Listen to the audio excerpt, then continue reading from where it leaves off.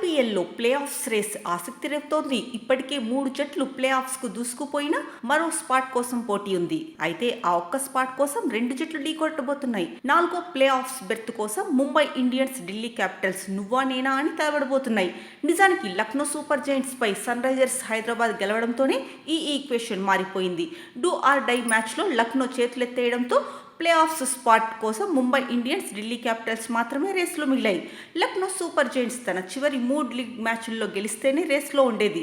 కానీ గెలవక తప్పని మ్యాచ్లో సన్ రైజర్స్ హైదరాబాద్ చేతిలో కంగుతింది.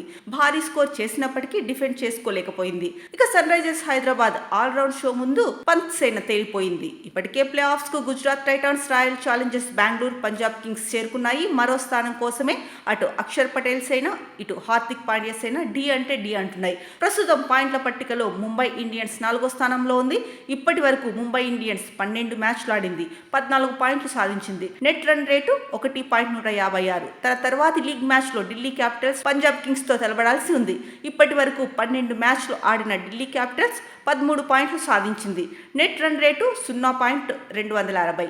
ముంబై ఇండియన్స్ తో పాటు పంజాబ్ కింగ్స్ ను ఢీ కొట్టాల్సి ఉంది. Mumbai Indians, Delhi Capitals face to face match తో ప్లే ఆఫ్స్ బెర్త్ పై క్లారిటీ వచ్చే అవకాశం ఉంది.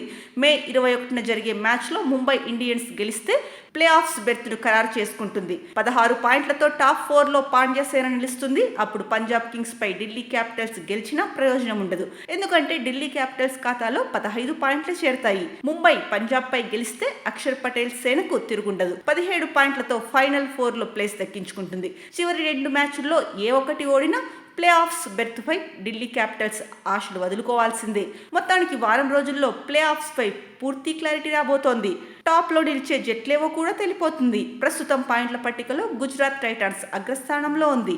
ఇప్పటి వరకు గుజరాత్ టైటాన్స్ 12 మ్యాచ్లు ఆడింది, 9 మ్యాచ్ల్లో గెలిచింది, 18 పాయింట్లు సొంతం చేసుకుంది. ఇక రాయల్ ఛాలెంజర్స్ బెంగళూరు కూడా 12 మ్యాచ్లే ఆడింది, 8 మ్యాచ్లు గెలిచింది. ఒక మ్యాచ్ వర్షార్పణం కావడంతో 17 పాయింట్లు సాధించింది. 12 మ్యాచ్లే ఆడిన పంజాబ్ కింగ్స్ కూడా 8 మ్యాచ్లే గెలిచింది.